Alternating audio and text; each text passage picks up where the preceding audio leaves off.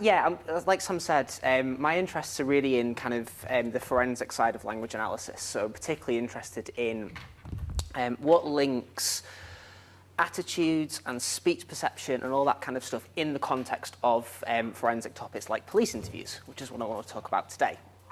When we did the recording for the Lexis podcast with Dan last week, a couple of weeks ago, I remember you saying that this is a topic that gets students kind of quite interested. They're interested in police interviews for things like language investigation topics and that kind of thing. But one of the dangers, I think, of that, or one of the things that I find with sort of undergraduates that you teach, is that you tell them that they want to do something in forensics, and then actually the linguistics and the language analysis kind of gets lost. So you end up with a kind of, you know, a version of a true crime podcast that's actually got nothing to do with language at all. So what I'm hoping I'm going to be able to do today is to kind of keep the linguistics, keep the language analysis at the front and centre of a project around a forensic topic. I'll let you judge how well I do that by the end of the talk. But I want to start with this quote, which is one of my favourite quotes about this, which has got nothing to do with police interviews. It's from Barack Obama's memoir about, and he's talking about a press conference he did, where he was given a talk about the BP Gulf of Mexico oil spill. I don't know if you remember that. He says basically, reading the transcript now, a decade later, I'm struck by how calm and cogent I sound. Maybe I'm surprised because the transcript doesn't register what I remember feeling at the time or come close to capturing what I really wanted to say before the assembled White House press. And I like this because what it basically links is the idea that you want to convey feelings and attitudes in speech, so calm, being cogent, that kind of thing. But actually, when he's looking at a written record of this, it doesn't capture how he was or what he wanted to convey or come across at the time. So the idea is that actually the written record is kind of an impoverished, imperfect kind of representation of that original interaction. And I think that kind of is a setup, so we can think about that in relation to police interviews and how that works. So let's start by looking at what transcripts are, which might sound like a really silly, simple thing.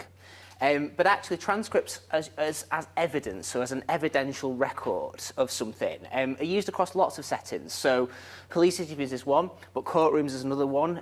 Parliamentary records, so all the records of parliamentary debates are all captured in writing. And in each of these cases, actually, what you're doing is you're taking speech and you're converting it into written language. And I use the word converting very deliberately there because it is a conversion. If you look at this one on the right-hand side, we're going to come back to parliamentary transcripts later, but you can see that's an example from the Hansard transcripts of parliamentary debate with an interaction between an MP and the Prime Minister, or the old Prime Minister, as it was. But again, you can see, so that's a spoken interaction in Parliament, and it's taken and preserved in that way in writing. So another thing we need to think about with transcripts is this quote from that comes about transcripts and about transcriber choice. And it says that all transcripts take sides, enabling certain interpretations, advancing particular interests, favouring specific speakers, and so on. The choices made in transcripts and link the transcript to the context in which it's intended to be read. And that basically is a fancy way of saying this. There can never be the transcript, only a transcript, right? So there is only ever an interpretation in a transcript. You can never have the transcript, which is sort of all-knowing and everything as it was, because it always involves some interpretation. Anyone that's ever tried to transcribe speech will know that as the transcriber, you have to make some choices. You have to decide how you're going to represent your speakers. Are you going to put timestamps in? Are you going to put pauses in? Are you going to transcribe overlap? What do you do when someone starts laughing? Do you leave those in? Do you take them out? It's a choice. And if we go back to thinking about what Parliament says, there's this, I went on the Hansard website to have a look at what they say, and I love this. It says, it's a substantially verbatim record of what is said. Members' words are recorded and then edited to remove repetitions and obvious mistakes, albeit without taking away from the meaning of what is actually said. So they're openly saying, yeah, we're editing this, that's fine, but what we're not doing is editing it to take away the meaning. Okay, so the key thing is that even when these are produced properly, for evidential written records, I think if an MP is accused of telling a mistruth in Parliament, it's the transcript they go back to look and see. They're saying, yeah, we're editing this, but we're not editing it in a problematic way, we're just editing it, right? So again, maybe think, and just to say the Hansard transcripts for Parliament, they're all available online, so and lots of videos too, so actually comparing those is something you can do, and I'll show you how you could do that later. Now, let's look at a different context where you've got written records as evidence, and that's police interviews. So I'll give you the legal background first. So in the UK, all police interviews with suspects, it's different for witnesses, but with all interviews with suspects have to be recorded. So they're legally required to be at least audio recorded, sometimes video recorded, but always audio recorded. And those recordings can be used as evidence, right? So what people say in a police interview, what a suspect says in an interview with the police can be used as evidence. It's their opportunity to provide their evidence. What often happens, however, is that that interview is taken, a transcript is produced, and actually it's the transcript that moves forward as the record of evidence through the case, through the investigation, and then can be then used in court. And Kate Howarth, who's a colleague of mine who, at Aston University, who's done a lot of work on this area, says that these transcripts can be treated as, quote, unproblematic copies. Now, you don't need me as a linguist or as a teacher or even your students to know that speech and writing are not the same, right? You don't need me to stand up here and tell you that.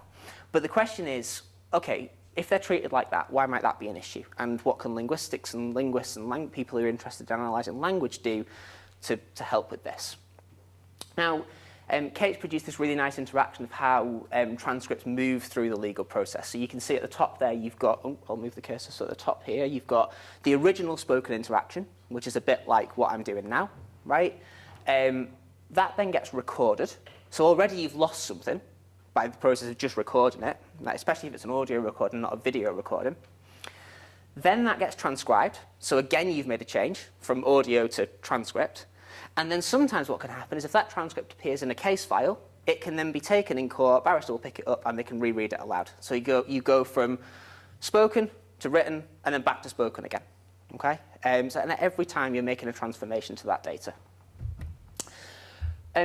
ROTI transcripts, record of taped interview, the official term for these things, can also be produced with summaries. So what can sometimes happen is that a transcriber will make a decision to summarise some of the information. A fantastic task, if you're interested in this, I do this with my undergrad students, is you give them a bit of transcript and say, right, produce a summary of that. And you will always get, if you've got 30 people in the room, you will get 30 different summaries. If you've got 50 people in the room, you will get 50 different summaries. And sometimes some of the summaries can actually be longer. They can have more words in them than if you just transcribe the thing itself. Honestly, that happens. Because if you summarise, you have to do things. You have to move to reported speech. He said, they said, she said. So, if you want to even do a verbatim summary of what I'm saying now, you at least have to use the words James said, which is 2 extra than what you would have done already. Now, taking a step back, I think it's worth thinking about what we're actually doing when we're transcribing, because it's something that everyone kind of has some familiarity, I think, with doing. I'm imagining students of yours will have transcribed stuff, you'll have transcribed stuff. But there are 3 things, I think, that we can think about that really, really influence a transcript.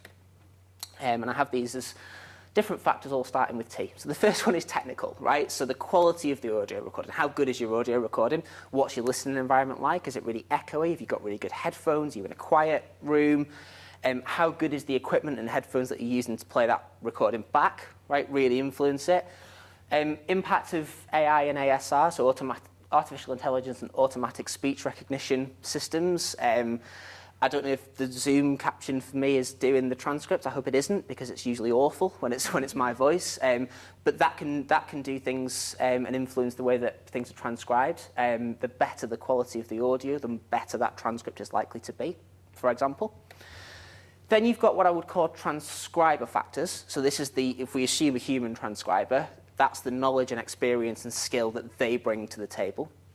Now that could be at the level of something like, well, we all speak English here, therefore we can transcribe in English. So at the level of the language, something really kind of high. Or it could be something really local, like, for example, you're transcribing, I don't know, something that's got lots of place names in it, and you happen to be from the place or near the place where those road names and place names are, so you know what they are. So you can transcribe them accurately in a way that if I'm not from that place, I wouldn't know. Yeah, so something like that. And then we've got what I'm going to call transcript factors. So how much information are you trying to capture? What's the purpose? What's the function of that transcript? What's it for? The things I wanted to say about earlier, do you want to capture the overlap, the laughing, the pausing, etc., or not? And all of these 3 things interact with each other. That's the key thing, right? If one of these falls down, you're going to get a worse quality transcript. So if it's really, really, really poor quality audio, that might be a problem. If the transcriber is inexperienced, doesn't have much knowledge, that might affect it. Or you might get a transcript that's not fit for purpose if you don't align the way in which you're trying to do your transcript with the purpose that it has. So these three things all work together. Okay, so here is something that you could do as a lead-in task. You could do this with any piece of audio you like. I happen to have picked an audio recording from arguably my favourite moment ever from a football match, but, you know, whatever you like. And what I want you to do is just listen to this, and I want you to think about the kinds of factors, the kinds of things that fall into these three brackets, so technical, transcriber, and transcript, that might affect if you were asked to transcribe the commentary from this football match audio, right? And I want you to think about these things. So what would be easy and difficult to make out, and what would be the key issues to consider when you were trying to do this? If you look at the lead-in task on the webpage for this, we've got this as a task with nice columns that you can give this to your students. But like I say, it would work with any piece of audio you like. I just happen to have picked this one. So I'm going to play this. This was really loud before, so I'm sorry if it's going to be really loud. So just have a listen and see what you think.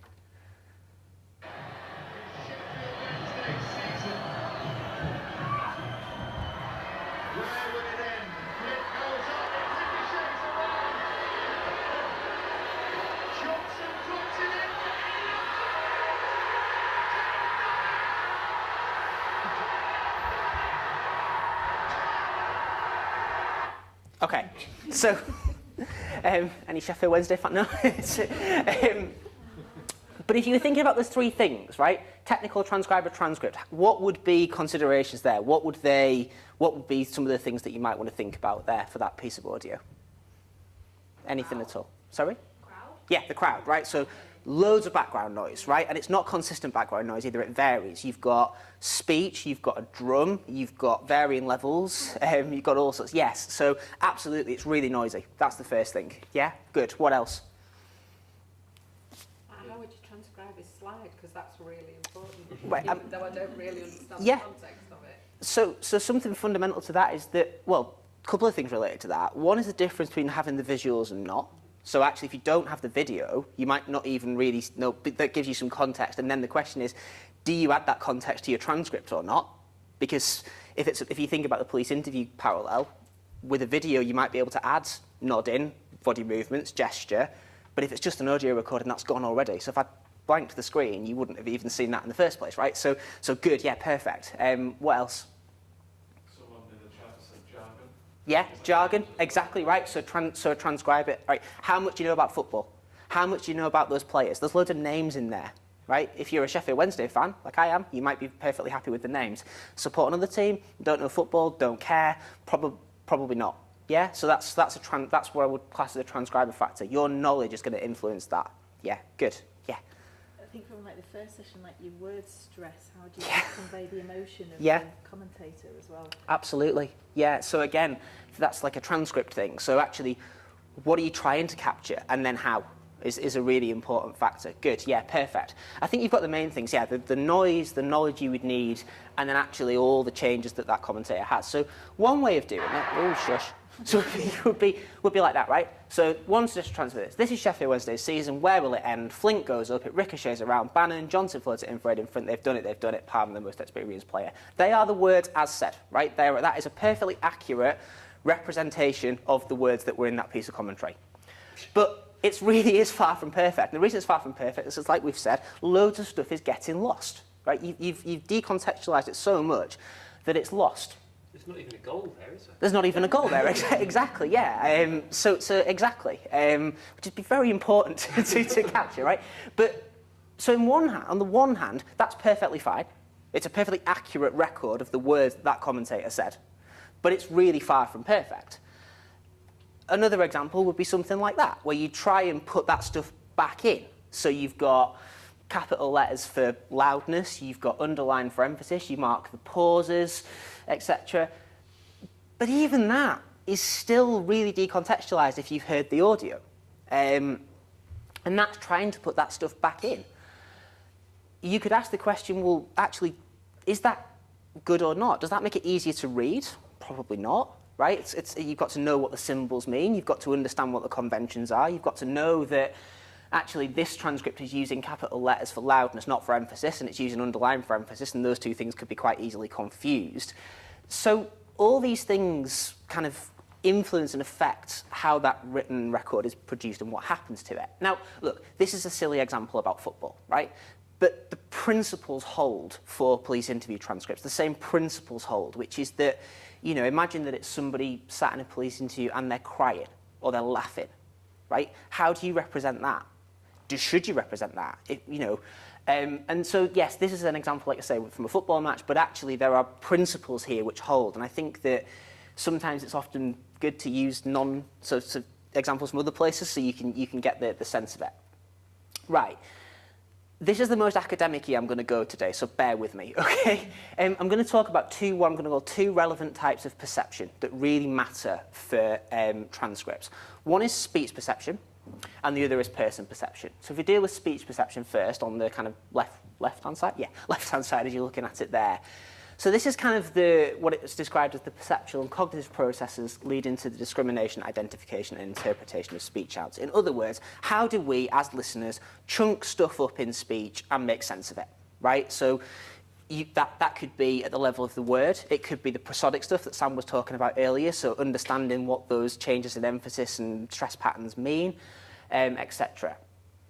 There's also links to this is the idea of how we process information. So there are two types of processing in speech perception that really matter for transcribing, and they're called top-down and bottom-up speech perception. So bottom-up speech perception is the stuff that's in the audio recording, like the actual information in the signal itself. And then top-down is all that knowledge that you bring to kind of make sense of it. So if you think back to the football match example, you might have heard some stuff in the audio. You can hear a crowd, you can hear a drum, you might be able to make some words out. But I'm going to bring my top-down knowledge because I know all the players' names and I was there, so I know what that so I know what that is, right? And I can make more sense of it than people that weren't. And that's my top-down knowledge as the transcriber. The bottom-up information is the same, but the top-down stuff is the bit I add to it. And you need both to transcribe speech. You need both. Now, the interesting thing is when that starts to get imbalanced, and then that's when you get something called priming. So this is where a transcriber can be unduly influenced by either expectations, assumptions, or another transcript that they see. And the best example I can think of for this is, we've all done it, songs on the radio where you are absolutely adamant that those are the lyrics and that's it, and then you see them written down, or you see somebody else's interpretation of them, you go, ooh. And then the second you see it written down, you can hear it.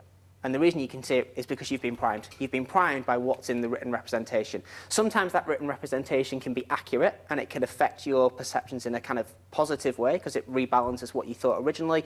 Sometimes it can make you think that something was in the recording that isn't there at all. Yeah, so that's an effect. Then so that's all under the domain of kind of speech perception. And then we've got person perception, which is kind of the language attitude stuff that you'll be more familiar with. So in other words, how all that stuff in speech then affects the judgments that people make about people, about other people. And often this is kind of based around stereotypes. It's often not based in anything, it's kind of baseless. But crucially, people in research have looked at this in both speech and in writing. So actually, people are very willing to make judgments about other people from speech, but also from written texts. So if you think about what that might mean for the context of whether you're going to use an audio recording or a transcript as a piece of evidence, and what attitudes and judgments might get made about the interviewee, then it starts to get sort of potentially quite interesting. And the key thing is that speech perception influences person perception. What we think about speech influences what we think about people. And that's a kind of really core part of this. And it's kind of the underpinning of a lot of language attitudes that people make.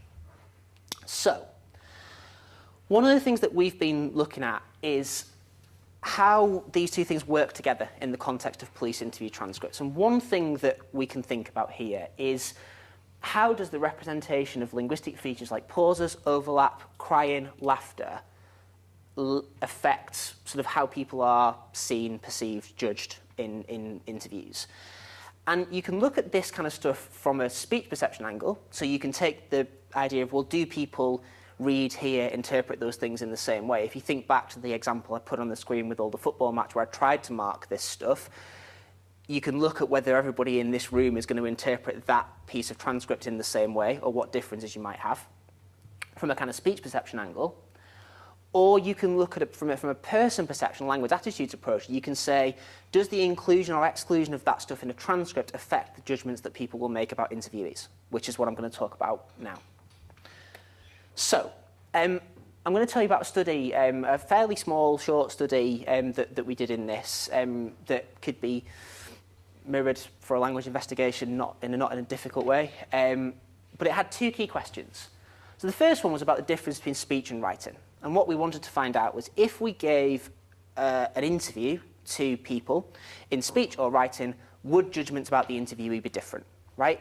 If we go back to what I said at the very start, if you're treating audio recordings and transcripts as, quote, unproblematic copies of each other, you don't want those to be different, right? You want them to be similar.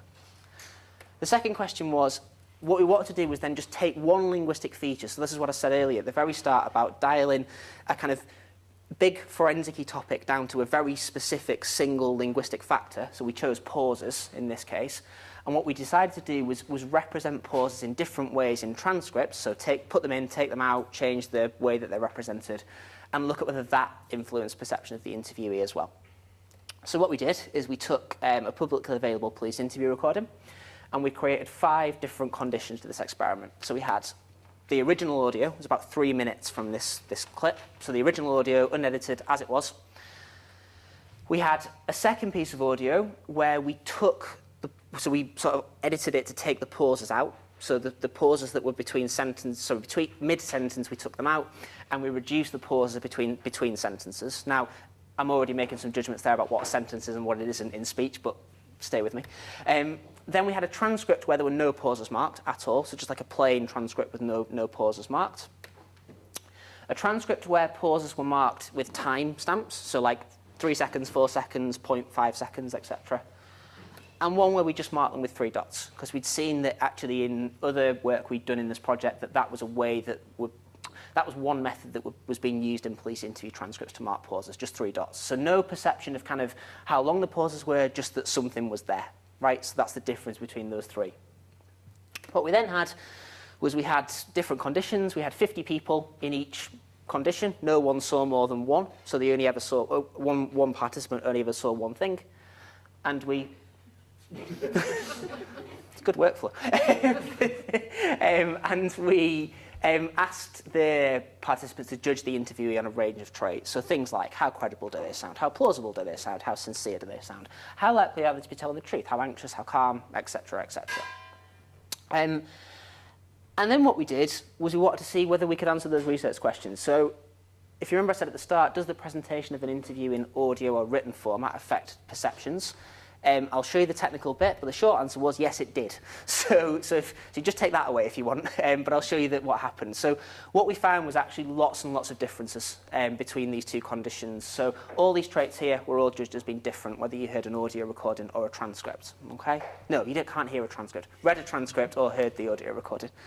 And we also saw a significant difference between people's judgments about whether people are telling the truth or not. Now, my disclaimer here is that in forensic linguistics, we don't do credibility or truthfulness assessments, right? Because you can't make a decision about whether, we can't objectively make a decision about whether someone is telling the truth from the way they speak. But it doesn't stop people thinking that they can. So this is what we were kind of teasing out of this experiment. So I don't want this to come across as me saying, you can do this in an objective linguistic way. You can't. But people are very happy to make these types of judgments, as I'll show you in a bit. So I can show you what some of this data looked like. Now, this is one way of representing it, but I'll explain what this is. So the top bar here is the audio. The bottom bar is the transcript. We got the participants to judge on a scale from 1 to 5. So the darkest blue there, this is for credible, for example. How credible does the person sound? The darkest blue is a rating of 5. That's very credible. Oh, no, it's not. The darkest red is not at all credible. And the grey is kind of a neutral rating. So there's 2 ways of looking at this data. One is the further one of those bars is shifted to the right, the more positive it is. So the more blue and grey there is, the more positive. The more red there is, the more blue there is, the more positive. The more red there is, the more negative. And yeah, the difference is then between the gradations in different colours. So one of the things that jumps out here is that actually we've got ratings of all 5 things for all 2 conditions. But what you can see is that people were making more positive judgments if they'd heard the audio recording than they were if they'd read the transcript. We see the same pattern repeated for ratings of how agitated this is. So again, you can see there the transcripts are more blue, more agitated, more red at the top for the audio recording, less agitated, and so on. And the key thing is really here is not the condition or the trait or the nuances in difference. The fact is that you're getting differences at all is the problem, because these are meant to be equivalent to each other. And this is showing that they're not treated as being so by people. That's the real take-home factor here. A couple of other examples. So you can see even when people are kind of skewing more towards one side than another. So the one on the left there is how cooperative is this person. Again, audio recording, more cooperative. Transcript, less so. And calm. Unsurprisingly, it's a police interview. Not rated as being so calm in either, but actually calmer in the audio than the transcripts. Now, I'm not saying that these patterns will always repeat for every interview. You could play a different interview or a different section of the same interview, and you could get the reverse pattern, right? So it's not that what I'm saying here is that this is what happens between speech and writing. What I'm saying is that you've got differences, and the fact that you've got differences at all is an issue. Here's what happened when we asked about people telling the truth. So the key thing here that I think is important to pick out is that we gave people the option to say, I don't know. So we gave people the option to sit on the fence if they wanted to. So they didn't have to come off the fence and make a judgment. So this is percentages. So we can see the blue is the audio and the orange is the transcripts there, right? So you can see, for example, that responses to do you think the interviewee is telling the truth, 43% of people who heard the audio recording said yes, but only 17% of people who read the transcript said yes. Okay? And you can see that pattern sort of flipped the other way around, with a sort of equal number of people-ish saying, I don't know. Again, I'm not saying that there is a linguistic basis to this judgment. This is based entirely on perceptual stereotypes and the judgments that people are willing to make. But the fact that they're willing to come off the fence at all, and then you get this difference is a problem. And again, I'm also not saying that this difference would replicate in the same way for different in fact, we've shown that it doesn't replicate the same way in different interviews. But the fact that you're getting such a big difference, if we're saying that transcripts are unproblematic copies, this is I think, an issue. Then we can look at what happens with the pauses. Now, if you think back to Sam's talk earlier about how you mark different things in transcripts, right? So we can look at what just marking pauses, what effect might that have? And the short answer is here, does the absence or presence of pauses in the audio and transcripts affect perceptions? And it's kind of a bit more complicated, so I've gone with it depends. It's not as clear-cut, this one. What we didn't find were any differences between the audio conditions. So whether we took the pauses out of the audio clip or left them in, it didn't really seem to make any difference at all between the audio versions. But we did see some differences between the transcripts where the pauses were marked and not, but not as many as for between audio and written. It's a much more subtle effect, this one. So aggressiveness, assertiveness, defensiveness, and content, we saw some differences, but nothing as big as the one before. The more interesting thing about this, and I think this is the thing that you could very easily get students to pick up on in a kind of language investigation, is to kind of go a step below this, and we looked at the variation to which actually people's judgments were consistent with each other. And we found actually quite a lot of variation, and I'll explain that in a little bit now. So one of the things we asked people in this study was we asked them to say what it was about the language use. We had this like rating scale, 1 to 5, and then under the question we said, what was it about the language use that made you give the judgment that you gave? So what we're trying to do here is kind of prompt them to make an overt kind of comment about language, really focus their attention on language use. So we did this for credibility, plausibility, sincerity, and truthfulness. And what you're looking at here with the amount of people across all of these that actually mentioned pauses at all. The first thing is the numbers are just really low, full stop, right? So there's lots of people aren't picking up on this stuff, really. You can see, for example, that really there's a bit of a difference when we've taken the pauses out of the audio recording versus leaving them in, but not really, not a huge amount.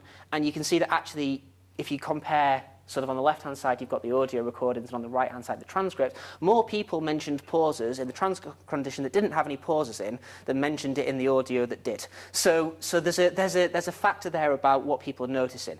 The key thing really to pick up on this is this. So these two transcripts here, whether they're marked with timestamps or ... are meant to be accurate representations of that audio that's on the far left, right? So only 7 people in that audio condition mentioned pauses having any influence on their judgment. But when you stick them in the transcript, you've got 43 people in that one and 38 in that one, right? So this kind of suggests that if you overtly mark something in writing, people pay more attention to it than they do in speech. And I think that there's something about what that does. If you think about when you see speech written down, we pause all the time in speech, and our brains kind of just filter those things out. We learn not to pay as much attention to them. Stick every pause and hesitation down in writing, and all of a sudden people go, "Oh, that's something to notice." And that's what we're showing here, right? So again, think about that unproblematic copy thing I said earlier. Not really, because more people are noticing them here. So there's more basis for making judgments about pauses when it's in writing than there is in speech, according to this. What's more interesting and more problematic is that we also find when we actually look at the answers themselves, so go to the kind of, so all the data I've shown you so far has been quite numerical, quite quantitative, things you can count, but what we're starting to look at here is a more qualitative judgment, so fusing those two things together. So when you actually look at the answers, what you find is you get people using the same linguistic feature to make completely opposite judgments. So here are 3 quotes in response to this question. All these 3 people saw and read exactly the same transcript, right? So they had exactly the same stimuli. Quote 1. Because of the disbelief and the pauses in their speech, this truly shows they were caught in the act committed by the person and were surprised it could happen in such a short time. Quote 2. She's incoherent and she's got a lot of unusual pauses, and this suggests that she's thinking about how to answer the questions, to her benefit. Quote 3. There were a lot of pauses and unfinished sentences. This could indicate lying or shock/distress. Now, what's interesting here is quote 1, that person said they thought the person was telling the truth. Quote 2, they said that they thought they weren't. And quote 3 said, I don't know. And so what you can see here is that actually the same linguistic feature, represented in exactly the same way, is making 3 different people to come to almost diametrically opposite conclusions. Yeah? So in a very kind of short experiment with one interview, one example, one 3-minute clip, you can show a couple of things. You can show that people are very willing to make these types of judgments based on actually not that much contextual information, not that much linguistic information.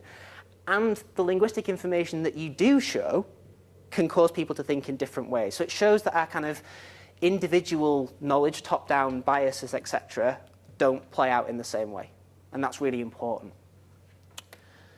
Now, this is one interview with one experiment and one set of participants. So we have to be really, really careful about what we say about this because it's quite small scale. But I think it's fair to ask these questions. So how applicable would these findings be for a different interview? We've done a bit of work on this since we did this study and found that it gets messy, even messier than this looks. We've also tried it with different sections of the same interview with the same person. So you take 3 minutes from, say, one part of the interview and 3 minutes from another part of the interview, and you can still get quite different judgments even with the same person. And actually, if you give these things to different people, they respond in different ways. We're also just starting to do some work where we're looking at doing samples of 12 people to see how juries might respond in different ways. If you take a random subset of any 12 people, what might affect their judgments because 12 people sit on a UK jury panel. What we can say, I think, is that differences aren't going to be the same for every person. But the fact that you've got potential for differences at all is a guard against treating a transcript as an unproblematic copy of an audio recording. Which is another fancier way of saying speech and writing are different, and people doing police interview transcripts probably should know that, right?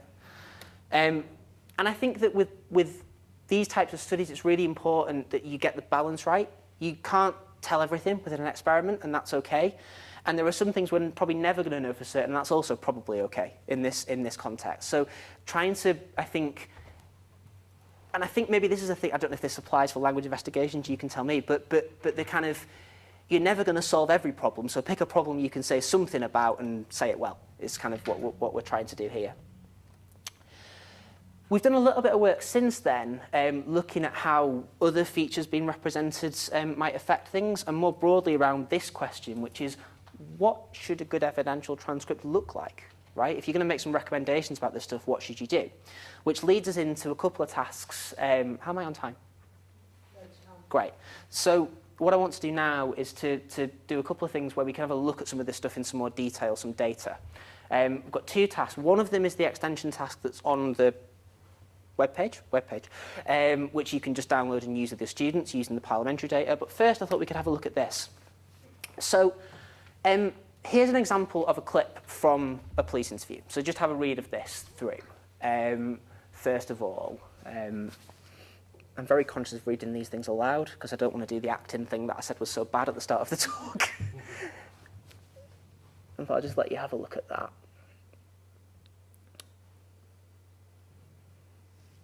So this would be what we would class as like a word-only transcript. So it's just a record of the words that were being said here. IR is interviewer, IE is interviewee. And you can see there's just a chunk that's taken from it. Happy-ish that you've had a look at that? Okay. That's the same transcript with extra stuff marked. And what I want you to do, and you could do this for students if you wanted to, is to have a look at that and make a note of what you think is being marked, how it's being marked, and what that does. How might that change the meaning or what you take away from this piece of transcript? So the words are the same. All that's been added here is extra linguistic stuff. So maybe like 5 minutes just between yourselves, and then we can have a chat about what that might look like. Yeah, and if you're online, have a look and do the same.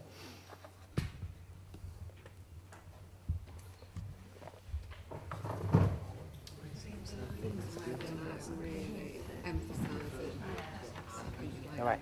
Yeah, you're all right. I don't think it's all I know. Oh, yeah, I think those things.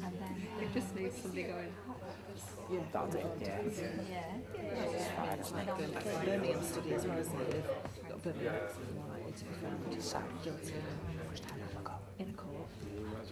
Yeah. All right. Have you at least managed to kind of have a look in some way? Yeah? All happy? Yeah? Yeah? Yeah? Perfect. Right, okay. So the first thing I want to ask is, what do you think these things are representing? So if we start with the underline in there, what do you think those are meant to represent? What's that representing for you? Yeah, stress, emphasis, okay. Brackets with dot. Pause, but this one up here? Yeah, short pause maybe up here, yeah. What about the one with the time? Yeah. Longer pause, yeah. And then, what else? The square brackets. Overlap, yeah. So what I was going to say is even a couple of size there, and not meaning to kind of put you on this, but you all know a bit about this stuff, right? So if you imagine someone that doesn't know anything about this, some of you, micro pause, I imagine, has come up because we don't talk about micro pauses outside of this. So the idea is that you're already bringing some of that top-down knowledge to interpret this stuff. That's really important. What about the way that this kind of stuff can potentially change the meaning? Particularly that last part. Yeah. With the overlap of the yeah at the same point where it's saying with someone in the car, so they're agreeing to their short journey. Mm-hmm. They're not necessarily agreeing to with somebody in the car. Mm-hmm. But without that overlap being shown, it makes it seem like they're agreeing to a short journey with somebody in the car. Yeah, fair. So you've got this response that comes in overlap with that. So yes, your interpretation is that that is being they're agreeing to this bit but not that bit. Would anybody take a different interpretation out of that? I've heard people say that they say that because they're so quick to agree, because they took so long to answer this bit, right? So again, so not that different, but you might see a scenario where somebody might interpret that in a slightly different way, potentially. I mean, yes, it's fair, but what else? The whisper we thought was interesting. Yeah, here. If you haven't got that, it just sounds like recycling what the interviewer said in a fairly neutral way. Mm-hmm. And then you kind of interpret the 7.8 second pause, don't you, as being like, when you've got the whisper, you're thinking it's reflective and sort of internal. Which bit? Internal dialogue. Which bit do you think's whispered? Leaving work. But not the rest of it? No. No. Anyone else? Wondering whether it was whispering to the person, to yourself. Yeah. Or whispering to somebody else. Yeah. Well, in a police interview context, you'd almost always have at least 3 people. Often have a solicitor or an appropriate adult, or there might be 2 police officers or something like that. We haven't got video. We don't know. right? Yeah, it was just meant to represent this bit, the leaving work bit, but you don't ever get a sense of, oh, he's stopping. That we don't have a modal voice bit, right, back into non-whisper. So it's interesting that we all seem fairly intuitively happy that if you have an 8-second pause, then that sort of resets the clock. But there's nothing in the transcript that marks that as such, right? So it's just an example thing. I mean, also, do you think that? So what about the pauses? Anything about the pauses that made you think? Compared to the previous one, it makes them seem less certain, or sort of there's more almost like thinking, reflection here. Whereas in the other one, you could just take that part about leaving work. In the other one, it was like leaving work. I'm not too sure. I think I might have stopped. When you read, so it seemed very quick. Yeah. To reply, but this makes it seem more reflective. And then that gives you in the judgment about certainty and, you know, yeah, so yes, good. So you're losing that again. And also, that was the subtlety we had in the previous experiment, where if you mark that with ... you don't know how long that pause is. I mean, nearly 8 seconds, a heck of a long pause. That's a really long pause. And having listened to the audio, it sounds long, you know. I mean, I think you about 5 seconds away if that was on the radio from the auto-tune kicking in because they think it's gone down. You know, that's how long that is. Yeah, I mean, these are the... Ooh. Yeah, so those are the kind of things that I was sort of, you know... some people have done this with other people. They've noticed the emphasis on the word think. I think I might have done that. Again, it's kind of, you know, placing some prominence on that. But the key thing is that gets lost if you don't have the thing. Now, one argument that we've been thinking about is, well, okay, so that makes that more like the original interaction. But it also leaves more room for subjective judgments because you've got more to make your mind up on, and then there's a question of whether that's a good thing or not. We've actually done some work showing that for some traits, like for some of those traits I showed you earlier, actually having this can bring push perceptions further away from the audio recording than just a plain transcript will. We've been unpacking that at the moment, but really tricky to know what the right thing to do is. But the more stuff you put in, maybe the more stuff you've got to make these kind of perceptual judgments on, and then you can argue about whether that's a good thing or not. Another thing, so this is the extension task that we had. Again, sorry, Sam, how long have I got? Are we on time? You've got 15 minutes to include questions. Okay, perfect. So if you want to take the principles of this kind of task but not do it about police interviews and you want to do something else, you can use the parliamentary stuff. All the transcripts of every parliamentary debate are available online. Most of the audio recordings are there or thereabouts. So we can have a look at this, so I can play you this at least, and we can have a think about it together. So you could, again, same principles before, but give an audio recording, any kind of audio recording, look at and then sort of try and transcribe it. I won't make you try and transcribe it now because it'll take a little while, but you can do that with your students, and then get them to compare the transcripts and look at what's similar or different. So give you an example of what this would sound like. You might recognise this from a long time ago. It's absolutely vital. I'll ask my mother. Oh, I think I know what my mother would say. I think she'd look across the dispatch box and she'd say, put on a proper suit, do up your tie, and sing the national anthem. So again, if you were trying to transcribe that, even just instinctively, how would you do it? What would you do? You wouldn't. Why not? Yeah, but the principle. I mean, what aspects of speech might you want to capture in that you wouldn't get out of a plain orthographic kind of transcript? How do you transcribe snark?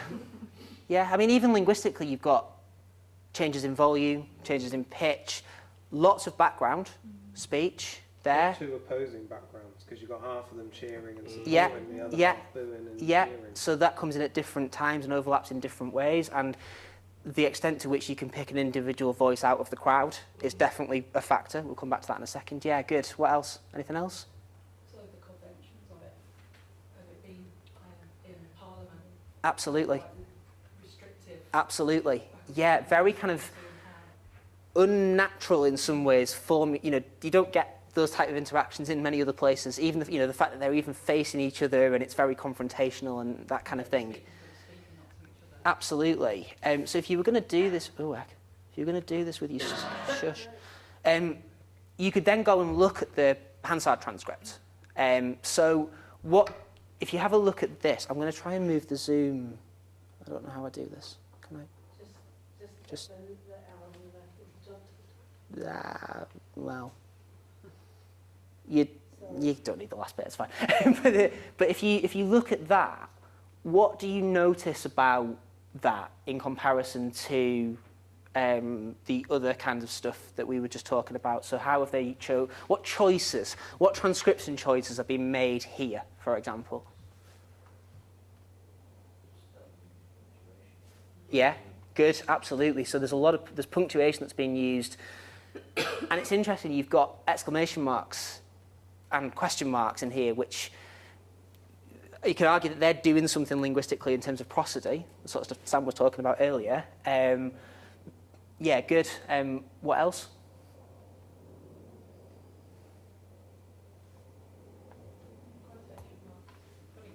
Absolutely, yeah. Quotation marks for reported speech here. Good, yeah. There's a couple of other things that I think that are interesting about this in terms of sort of language and power dynamics and structure. So the fact that Cameron is referred to as the Prime Minister, but Corbyn is referred to as Jeremy Corbyn, not the Leader of the Opposition. So there's a choice there about how they're referring to speakers. And that's in the transcript, right? It's there, it's in the transcript. So that's interesting. The other thing I find fascinating about this is that out of all of the noise, that comes out of that crowd on both sides, they write this down, but not anything else. And you might argue that the reason that they've done that is because you need that for the contextual information to make that the other bits make sense. But it's still a choice. They're not transcribing everything that comes out of the background. And so you've got this idea about it being a choice, and you've got this as the official record of interaction for the audio clip that I just played you. And what's interesting is that some people would say, you know, in terms of other types of forensic transcription tasks, so when people give evidence based on transcripts of, say, unclear recordings, what you would have the linguist advise is that you would play the audio and have the transcript as an aid for hearing.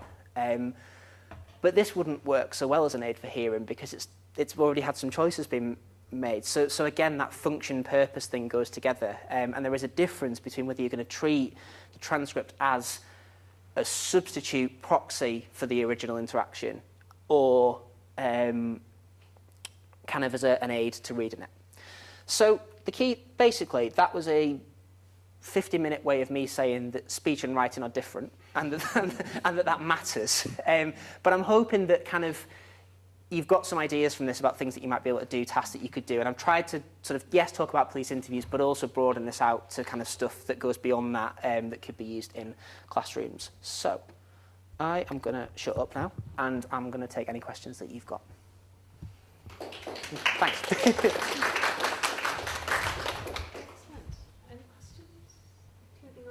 I can't see the online stuff, but George is on the case. Yeah. Thoughts, comments? Surprising, unsurprising? It's really surprising. It's really worrying. Yeah. As if there's not enough to be worried about. Yeah, sorry. In life. I mean, it is that thing of, I was looking at the AQA text, you know, and I think it's a little bit about page 4, speech and writing a different mode, you know, so, and it's seen as, I think, it can be seen as quite an abstract thing, but this is one way, I think, of showing it in a concrete way, and that those things matter and linking it to language attitudes. But yeah, you're right, it's a, if the whole justice system is based on transcripts that there's clearly a problem with. Yeah, I was about to say, the percentage of any findings in the legal sector. Yes. So the project that I took this from was a bigger project, which has lots of different strands of it. And one of the strands of it is actually where some researchers have gone and presented these findings and talked to transcribers and interviewers. But why these choices? Why this, that, and the other? And we were really conscious in this project not to have this as kind of like a blame thing for transcribers. The thing is, what this hits at, what we learned from that, I think, or I learned from that at least, was that it's a general lack of awareness about how language works at quite a high level that can cause some of this stuff. It's not it's not that people and transcribers and other people in the pub are aware of all these nuances and choosing to ignore them. It's the opposite. It's the fact that actually this stuff doesn't really get thought about. So much so that actually when we've actually sometimes with kind of written applications for things had a hard time even convincing people that this is a problem until you show you show them and you know, like when you show the data, I've showed the data.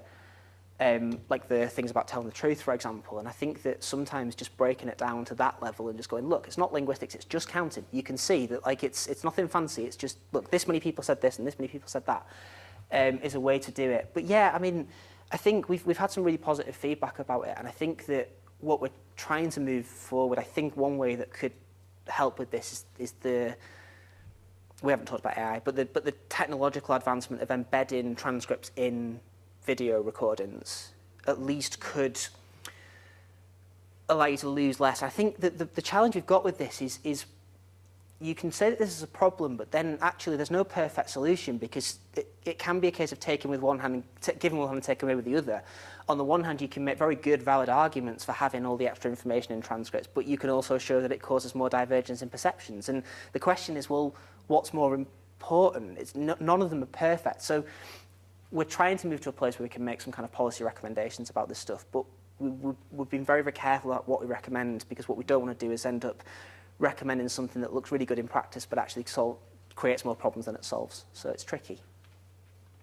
I mean, I would just say use the audio and the transcript together as a good guard. I mean, that's the best guard you can give, but yeah. I think even that, though, is good for students to see, isn't it? The fact that when we do research, there is actually a point to it beyond going, beyond going, oh, that was interesting. But beyond being interesting, that there's something that actually happens with it. I hope so. Yeah, I mean, I think, you know, I think that's why lots of students get interested in forensic topics, for that reason.